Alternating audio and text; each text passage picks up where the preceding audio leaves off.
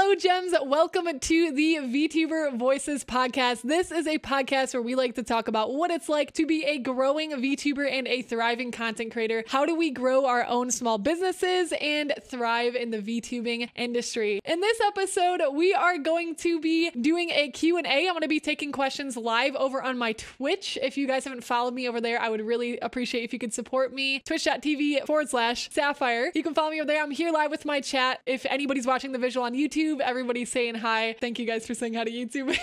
But we're going to be answering questions live from chat, and I have some other questions as well that we can pull from if we need to. Welcome, everybody. Super happy to have you here. Yo, doing the VTuber Voices podcast with my Twitch chat. This is a vibe. For anybody who is watching on YouTube, you'll see I actually have it very different today. I'm showing a visual side by side of how my virtual character works combined with my index controllers of my Vive tracker. So if anybody wants to see what that looks like and you're listening on another platform, consider heading over to my YouTube channel to check that out and to see what Twitch chat is saying while we're live. All right, Lally has a really great question. Lally says, question about VTubing and stuff. What do you think is currently the best marketing strategy for VTubers? So the best marketing strategy for VTubers, I would say, is creating discoverable content. For anybody who doesn't know what discoverable content is, it is somewhere where somebody can find you. So when you go live on Twitch, going live on Twitch is not enough, guys. It's not enough to just click that go live button. You have to find ways to be discoverable.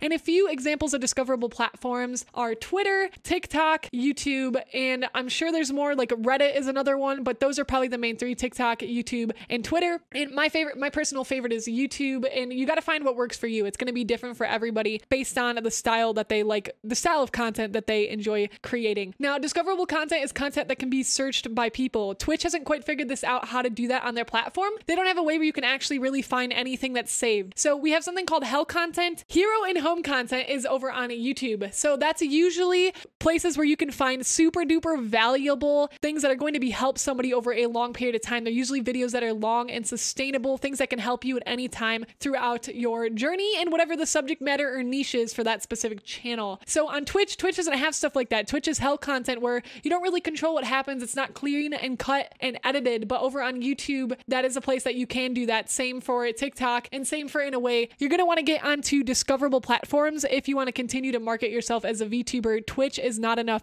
So choose one of those platforms and start learning about them. A question by Geekish Senpai. Geekish Senpai asks, how do I know when I should start buying custom packages? So honestly, I would say there's probably, if you're trying to make branding or make packaging, like say you have a Patreon and you want to send out things to your Patreons, if you're sending them stickers or keychains to help represent your VTuber or your character or your brand, I would say that try to customize it with free stuff. Like for example, I have like these little gems right here for anybody who's watching the visual. I have these gems. I wear them on my face. I put them on my letters as well when I send them to people because the gems for Sapphire is all in brand. So think about things you can buy for free from like Michael's or Hobby Lobby or whatever your local craft store might be, and see how you can fancy it up before spending money on custom packaging. Although I do think custom packaging is great because the more you can make it represent your brand will help people think about you and your content. So chances are every single time my audience, you guys, the Eternal Gems, see a gem or see something sparkly or see a sapphire, you think of me, right? Even when you see Pokemon, you might think of me because I wear the Squirtle shirt on my model. You want to think of things that are going to help make the person think of you, which is really, again, it goes back kind of to Lolly's question, where it's very helpful with marketing, getting people to remember who you are and what you do and what you represent. Our next question is from somebody on our live audience named Olivia, super duper cool YouTuber and VTuber. She does lots of Final Fantasy content. Amazing person. Definitely check her out. How do you get over the nitpicking phase of your content? I kind of get anxiety when I release something that doesn't feel up to par. That's a really great question, Olivia. I get like that too with some of my content where I'm nitpicking and it's like, this video isn't as good as my last video, but honestly, just do what feels right. Put in the amount of time that you have. Like if your goal is to put out one video per week and you have editing assigned on one day and recording assigned on another day, then just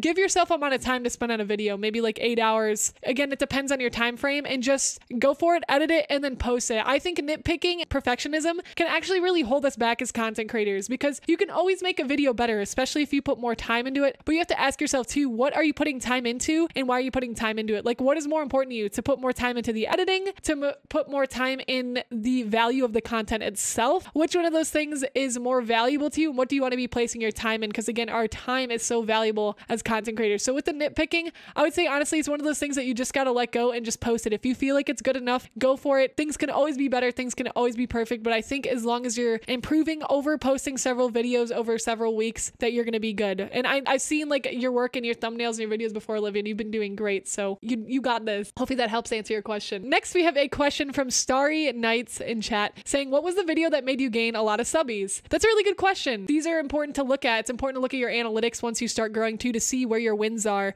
Because one of my favorite influencers named Sean Canal, he says, success leaves clues, make part twos. So it's actually really important to know which videos of yours popped off and which brought in a lot of subscribers, because then you can replicate that success by creating something else like that. So the video that actually popped me off way back when was last year. It was how to be a 3D VTuber. And that's when I just took my first step and foot into the VTubing industry. And I was just posting videos that were only getting like maybe a few, like 50 to 100 views on my YouTube channel. And then I posted that video in 1 week, it had 500 views. And then all of a sudden it had 1,000 views, and then 5,000 views, and then 20,000 views. And I was like, oh my God, I'm just like a normal person. Why did my video get 20,000 views? And that is when I learned about search engine optimization, which is a YouTube strategy to help grow your YouTube channel. I talk a lot about this with my one-on-one coaching that I do as well. And again, if you're interested in any one-on-one coaching, feel free to DM me on Discord. Reach out to me at sapphireVT@gmail.com. So we talk a lot about search engine optimization and how you can utilize that to grow your channel. And once that how to be a VTuber video popped off last year, what I did was I tried to replicate that in other ways. I was like, oh, this VTuber niche is actually really new. There's not a lot of videos out, and there's a lot of questions that are not being answered. So how can I make more videos that surround the topic of educational VTubers? And that's how I sort of got my channel started. Good question, Starry Night. Next, we have a question from Lally. What do you think of Instagram Live for doing VTuber content, and do you know how to set that up? So there is, I don't know what the app is called, but I believe there is an app that you can download on web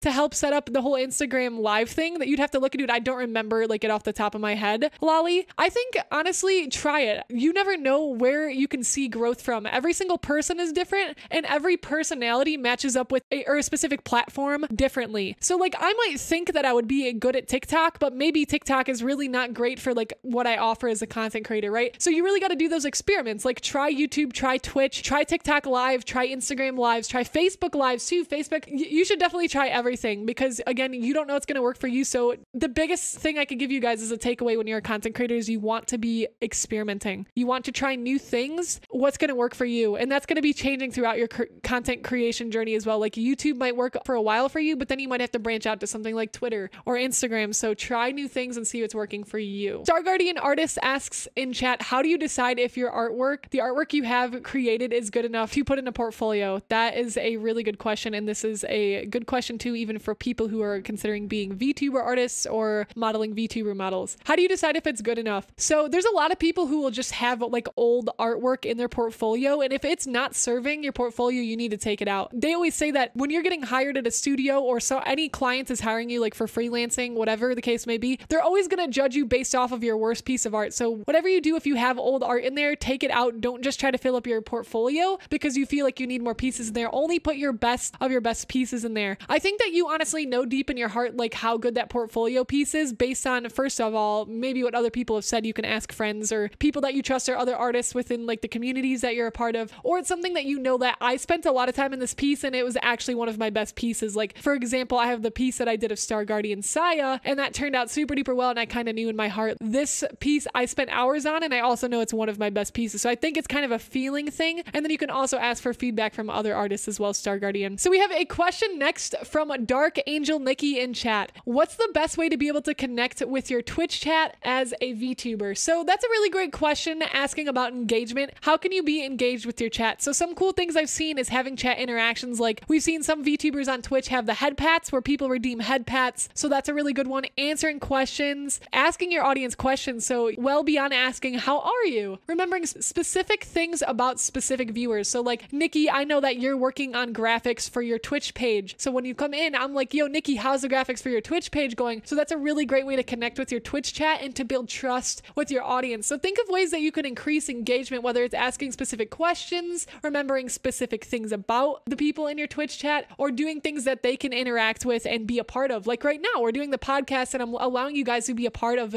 this YouTube video with me, which makes, for one, you guys trust me more and you get to be a part of the journey with me. It's not just me. So think about ways that you can get this engagement going on with your chat, Nikki. Super good question. So we have a question from Delta Flareon, and the question is, what are some editing programs you use? Any recommendations? Great question. So if you are looking for a free program, the best program you can download is called DaVinci Resolve for people who want to get a free editing software. I've heard of Filmora too. There's a few others, but I would recommend DaVinci Resolve. And if you're willing to pay, personally, I know some people use Sony Vegas Pro, which I'm pretty sure is paid. I use Premiere Pro. I like the Adobe suite. I use Photoshop. I use Illustrator. I use all that. Everything crosses over into itself when you work in the Adobe suite, which is super nice. So if you're willing to spend that money or you use Adobe products already, I would recommend Premiere Pro, but you can't go wrong with DaVinci Resolve either. It's very close in comparison to Premiere, even though Premiere does cost money. And next we have a question from Star Guardian Artist. And the question is, what advice would you give new content creators that you wished you would have knew when you started content creation? That's a good one. What I wished I would have known is that I would have spent more time making YouTube videos when I started. When I started on Twitch, which is about 4 or 5 years ago, I mostly only streamed on Twitch, but I didn't actually know I was going to end up becoming a full-time content creator either. But if I could go back, I probably would have started spending more time on YouTube videos and then streaming on the side. Still streaming, but just not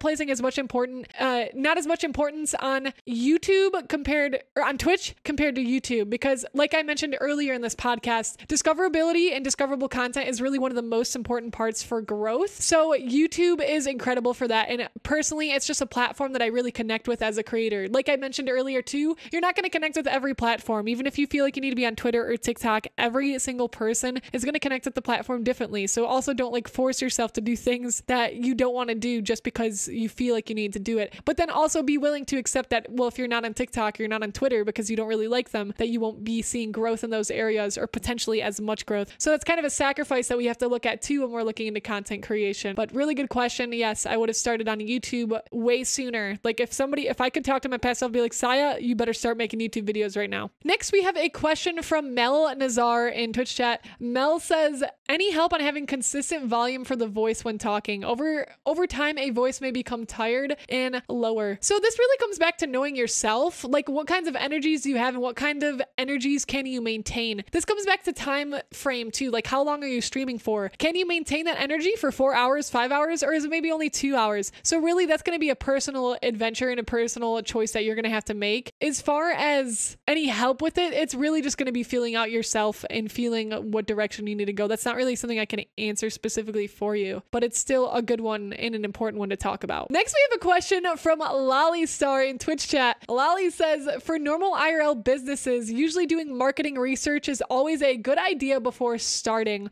or before launching new lines or content. How do you think that ties into VTubing, and how would you go about doing such for VTubing content? Yeah, so that's when you want to utilize your socials, Lolly Star. So for example, if you have like YouTube community tab, which I believe YouTube community tab, I actually think is 500 subs now. I think it used to be 1,000 subscribers on YouTube, but I think it's 500 now. Utilizing things like the YouTube community tab, your Twitter, your Instagram, your TikTok. You want to utilize all the platforms you have and possibly even an emailing list if you started one, and be sending out things to hype up the product that you're going to launch. So it all goes up to like, yeah, we're going to be having this really cool product launching. Like we're going to be having new merch launching, or we're going to have the Patreon launching, or we're going to have YouTube memberships launching. So finding ways to build that hype through doing like promotional advertisement on those socials can be helpful. But remember, it's important to not be annoying with that. You still want to be offering value and genuinely connecting with people through reaching out and posting different marketing techniques to help you push out that information. All right, so Geekish Senpai brought in a really good point of view. I talk about the Think Media podcast here all the time, and Sean Canal, and Geekish talked about, it reminds me of Think Media podcast to focus on your output and not the numbers. It's very important to focus on the output and the process, and Sean says this too, focus on the process internally, not externally. Externally is important, but you need to get a system working well for yourself. If you focus on the numbers, I can tell you guys from experience, from growing from 0 to 10,000 subscribers on YouTube and under a year, that if you focus on numbers, even when you're growing quickly, you will never be satisfied. You will never be satisfied, even if you're growing. Even if you think, wow, I'd be really happy to have 10,000 subscribers and like get that in a year. You would, but you still are gonna have like a lot more mental struggles that you probably ever would imagine. So it's really important about enjoying the creative process and learning how to enjoy that before you fall in love with like analytics and numbers, because that can be really destructive to your mindset. And going back to Lion's question earlier, that's something that I really wish I would have told myself when starting out as a content creator, is literally you have to just drop the numbers. Like forget about that. No matter how well you're doing, not just how like bad you might be doing, even if you're not getting views, even if you are getting views, because that can really mess with your mental. Both things mess with your mental either way. They're just different problems that have. Really focusing on what you're putting out and making sure that you connect with the content you're creating is important too, because you don't want to get into this spot where you're creating content for people just for the numbers or for things you don't care about or things that you're not passionate about. Next, we have a question from Luce. The question is, what kind of freelance website would you recommend for selling models, music, and other stuff? So there's lots of different websites stuff out there that you can use. I use Wix for my personal one. I have to rework. Another really good one to use, at least temporarily, for links is I want to say it's .io. I'm not 100% sure. I think it's card.io, but that's another really good one that you can use. That simple interface to understand. Wix is really good. Squarespace, although Squarespace might cost money eventually. I don't know like the whole thing with Squarespace. There's some other ones as well, but those are probably the three that I've heard the most about, and probably the three that I would recommend. Nishad says, if or when someone makes an oopsie while live, what could they do to move ahead and not get hung on it mentally? Usually I try to make a joke out of it and move forward, but if it's like not cool of a mistake, I'll apologize. Like if it's something really bad. And not that I've ever really done that before, I don't think, but that's at least some coping mechanisms or like some things that you can do to help with that. Hopefully that helps, Nishad. Geekish Senpai asks a question, how do you know if you're selling yourself short? I'm worried I'm selling products too low, which is causing spending more money on things that I'm receiving. In business, you buy low and sell high. That's true. So I think something that can really help is having a budget planned out for you. So if you need to get a spreadsheet or something to show how much you're spending on certain merch or certain products to help you sell them, and really weigh out your numbers and ask yourself, what's an acceptable amount for you to be able to continue doing this? So that's going to be a personal discovery that you make, but really laying out the budget. How much am I spending on this product, and how much does it actually take to make it, and how much am I making off of it? Lay that out visually so you can see a whole sheet and be able to ramp that up. It's really hard to put value on yourself. That's probably one of the hardest things to approach as a content creator when selling merch or anything along those lines. Even being a freelance artist, it can be really difficult to give yourself value, because you're essentially saying, I am worth this much money, or this is how much my product is worth. And that can be a really toxic society and culture to get into, because we don't want to be deeming how much we're worth based on these numbers. That's going to be something too that increases over time, like based on your popularity, your status, like as far as followers go, as well as combined with skill. And those two things can merge together as well to increase how much you should be selling yourself for. There's really no direct guide. I would say if you want to check out somebody that does really good at talking about how to sell yourself, is the YouTube channel and the influencers on The Future. I'm pretty sure it's spelled the and then future, Futur. They're really good, so I would highly recommend you check them out if you want to learn more about how to price yourself or how to give yourself certain value. Good question, Geekish. Next, we have Yukaya in Twitch chat asking, so this is what I hear often also from you. Hello. If you are not posting on social media or making videos, you are wasting your time streaming. What are your things people can do if they feel their channel's focus skill set is still too lacking to promote their channel? Is it better to be transparent and just show what you got, or try other things despite not being your content's main focus? Yukaya, that's a really amazing question. There's a lot of people that struggle with that. So first of all, no, you're not alone in that question. I'm sure plenty of people listening to the podcast also resonate with that. So if you don't really feel like you have any skills to offer, it's like, well, what kind of content am I going to be making? So one of the first things you need to do is figure out your target audience, right? Who is your target audience? Who are you talking to when you make your YouTube videos? Who are you talking to when you're streaming on Twitch? My target audience is VTubers and other content creators and artists. Pretty much anybody who wants to make a living off of their art, bring in multiple income sources. So how do you monetize yourself as a creative? Through studio work, through contracts, through content creation, through selling merch. There's lots of different ways. So you got to ask yourself, who's your target audience? We can always use the excuse that, well, we're not skilled enough. Like there's already so many YouTubers already making that content. Why am I going to be any different? My skills aren't there yet. I'm not really there yet. How am I supposed to make content on this thing? Why should people listen to me? So one thing to keep in mind is Sean Cannell from the Think Media podcast. He also had talked about how on YouTube said, the people that work at YouTube, the YouTube gods, they said that on average, one person on average watches over 100 YouTube channels per month. Just sit on that for a few seconds. The average person watches over over 100 YouTube channels per month. What does that mean? What that means for us is that our content is still going to be relevant. Even if somebody else, your competitors, are making things that you feel like are better than what you're making, you still have something to offer to somebody that other people don't. Think about how many times in school, if you've gone to school before, that you've had teachers that, yeah, I don't really like that math teacher. Like, they don't really teach me well, but I really like this math teacher. They were really good because they explained it to me in a way that I really understood. So if you're doing any type of educational content, it's especially important to teach no matter where you're at and no matter what your skill levels are, because you might be able to communicate what you're doing to somebody in a way that somebody else can't. And you're always going to be able to teach somebody. There's always somebody starting again at level 0. And you can, even if you're level 1,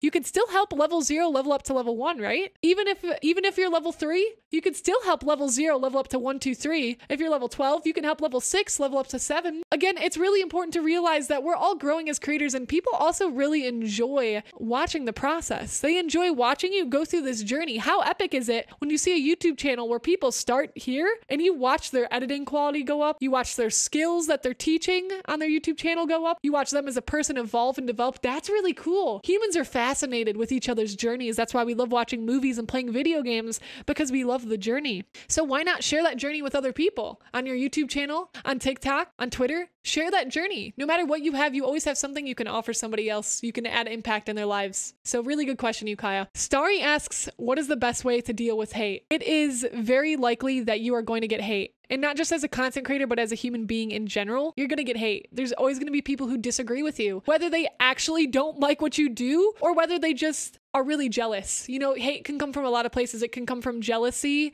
Hate can come from envy. Hate can come from they just are not going through a good time in their life right now. They can just genuinely disagree with your morals and values. So there's always going to be people that hate you. So it's learning about how to put up those boundaries and deal with that negativity and that toxicity. I have talked about this with VTuber Senpai a few times. He's another YouTuber and a VTuber educator. And we talked about how it is important to grow a thick skin. And we hear this all the time from people, like, grow a thick skin. Like, why don't you just become like a little bit tougher? And it's a lot easier said than done. It's a lot easier said than done to put off the hate comments or things that people say that just really stick with you. So there also are some YouTubers that do things like they'll do like, oh, a hate rap, like people made fun of me and I'm going to make a joke out of it. That's a way you can cope as well. That's one direction. But another thing is just remember there's always going to be people that say something negative, but don't let that stop you from creating an impact in the world, right? Even if you affected one person and they're saying negative things, usually that negativity is coming from something internal. That's 90% of the time the negativity is something internal that person's going through. So why cut yourself off from making content or great work that's going to impact somebody else's life? Why cut yourself off from that because of one person that's going to say, I don't like your VTuber model, you kind of look gross. Wow, your VTuber, another V-Roid model. Who cares? Literally, who cares? If you can impact somebody's life, that's more than enough to be worth it to push past those haters. We have a question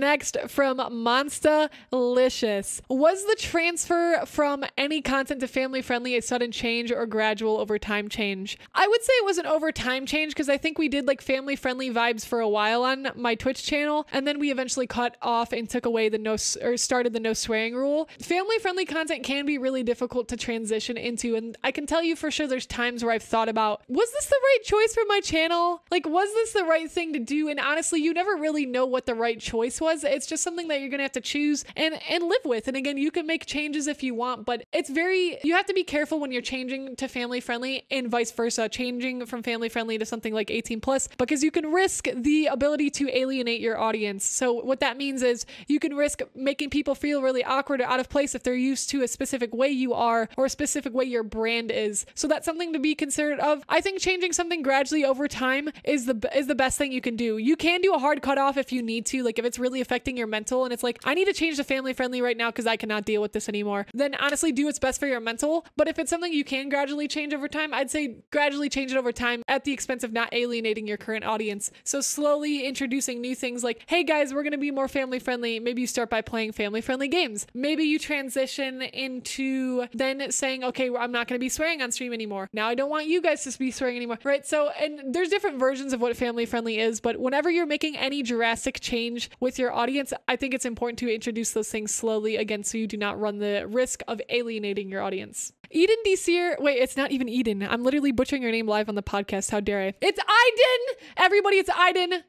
Cast me aside, throw me out the window. No, I'm just kidding. Aiden DCR asks, what's the ratio of hours recorded versus hours spent editing for a video? Oh, God, that's a rough one. And I know you guys are going to hate the answer to this question.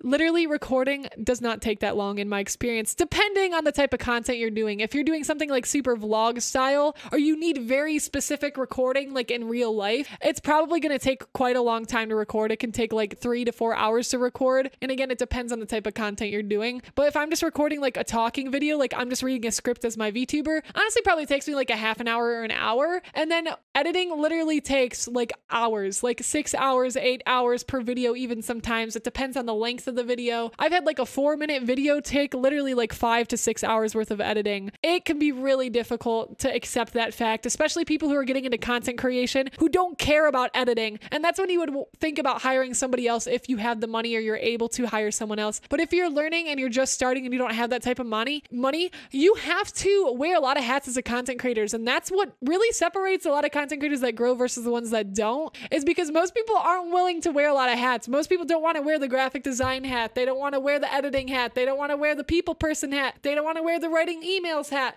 There's so many things they don't want to do. And that's why most people give up. And it's understandable because it is a lot of things to ask somebody to learn. And it's like, how can you possibly be good at all those skills? And that's why we start with what we've got. There's plenty of videos out there that have so many views that have literally trash editing, trash lighting. So never use that as an excuse to not be posting, because there are still videos that do well even when not having those things. But of course, if you get the chance to hire a team and start delegating your tasks, that's going to be ideal to be able to hire an editor eventually. Or if you like editing, maybe you don't hire an editor, you hire somebody else for a different task. Ask yourself, what do you enjoy doing the most? And then end up slowly scaling your team by delegating those tasks away that you don't like. So if you don't like editing, maybe that's one of your first hires when expanding your team, is maybe I hire an editor. Maybe you hire an editor. Geekish Senpai asks, does having a weekly upload schedule still make a difference for a YouTube channel in any ways? The more consistent you can be, the better. So even if you're only uploading once a month, but every month, I'd rather have you do that than uploading like 3 videos in 1 month and then skipping like 3 months and then uploading another time. Because think about this, you need to show up consistently for your audience. If you expect them to show up consistently for your YouTube channel, you should be showing up consistently for them. So I think the more consistent you can be, whatever that looks like for you, whether that's every week, every other week, every month, just choose something that's going to work for your schedule. And that's going to be different depending on everybody's life circumstances or situations. Star Guardian asks, would you recommend a beginner content creator to start a Discord community right away so that they can kind of set the foundations for their future community? Or would you say it's better to wait until your content has built up a community before worrying about creating things like a Discord? I think you should create a Discord right away. I don't understand like this weird thought process that people get into where they're like, I don't know if I should start. Dude, just start a Discord. Literally just start. Like, what is the harm in having your Discord? People are like, well, it's not going to be active and it's going to be awkward because nobody's going to be talking. And I don't want to have a quiet and awkward Discord. Who cares, bro?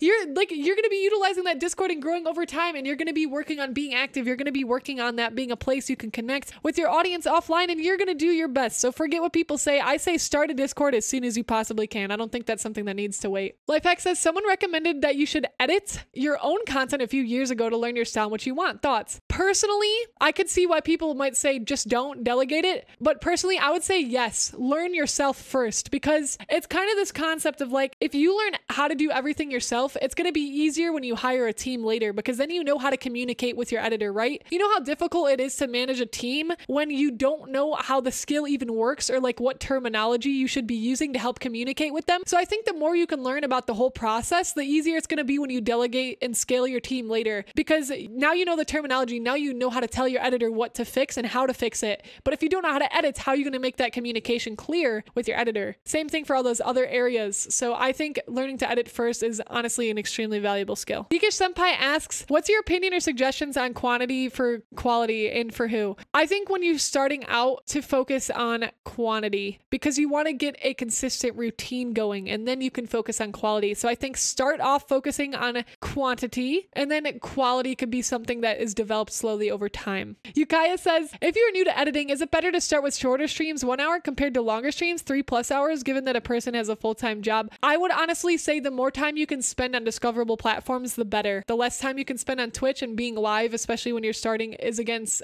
honestly, still my opinion. That's what I would have told myself if I started fresh years ago. Because if you are wasting your time in a way when you're on Twitch, unless you like already have an established audience. So again, focus on that discoverability, put more time there than into your live streams. Monstalicious has a question in Twitch chat. Monstalicious says, when it comes to commissioning artwork for VTubing/assets, is it okay to cancel a commission? How do you go about doing it so both parties win? So usually you're gonna have to check with your artist. The artist will most of the time have some sort of cancellation policy. So if you're considering hiring an artist, make sure you ask them about their cancellation policy as well as their rework policy. Most artists will have some sort of revision policy, as well as if you cancel, this is what happens. Sometimes they'll give you like 50% back. Sometimes they won't give you anything back. So it depends specifically on the artist. So honestly, the way to avoid that entirely is to just do more research. Like when you're hiring an artist, just do more research. Like figure out more about them. And is this somebody you really think is going to be able to make your vision come to life? That's going to be something you really want to figure out beforehand, and then just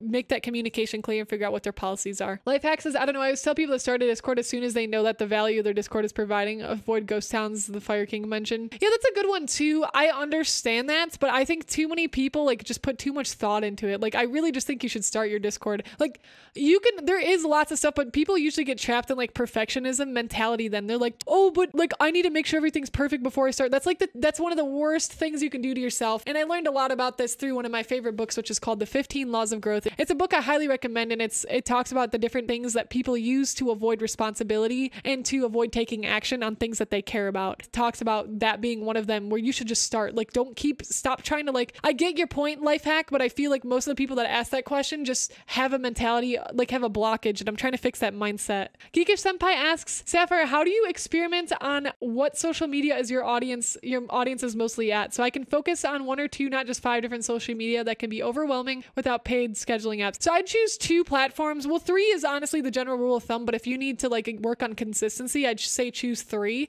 Like mine right now is Twitch, YouTube, and Twitter. To be honest, those are like my 3 platforms that I really focus on at the moment. But start with 2 if you have to, even start with 1 if you have to. Your pace, your race, your own pace, etc. Like set your pace, whatever that looks like for you, because it's gonna be different for every single person. Where your audience is at, so you're gonna want to ask yourself one of the questions, which is, what is the daily electronic habits of your audience? Like who's your audience and how are they using the internet? What are they most likely to use? If you are a Minecraft content creator, you're probably going to want to be on TikTok, because TikTok is where like a lot of kids are at in Minecraft. Minecraft has been around for a long time, so definitely you can be reaching people that are older, but also it's a huge thing for kids. So you're probably going to want to be on TikTok if you are a Minecraft content creator. If you're somebody that's a lot more professional and educational, it's like you might consider something like LinkedIn, or you might consider again something like YouTube or something that's more professional, right? So what are the daily electronic habits of your audience? What are they usually doing? I know artists like to use Instagram a lot. So if one of my target audiences is Instagram, I'm probably going to want to be on Instagram, because that's a lot of them are going to be scrolling through looking for art courses or art to look at. Twitter's another good one. So who's your audience and how do they use the internet? Aiden says the idea of LinkedIn VTuber just seems weird to me. You say it seems weird to you until it happens, right? That actually is one reason why not be a VTuber on LinkedIn? Because people, it's gonna stand out so much, because like there's probably like no VTubers on LinkedIn, so it's like, why not? Like I think that'd be hilarious. That might like really attract certain people. Like, what is this, right? So that's something else to consider as well. Thank you so much, Gems, for listening to this episode of the VTuber Voices podcast. Again, if you want to be a part of any future Q&A questions, podcast episodes like this in the future, check me out over on Twitch at twitch.tv/Sapphire, SYAFIRE. I'll see you guys next week for another episode. Have a lovely rest of your day wherever you may be and whatever you may be creating, Gems. Bye!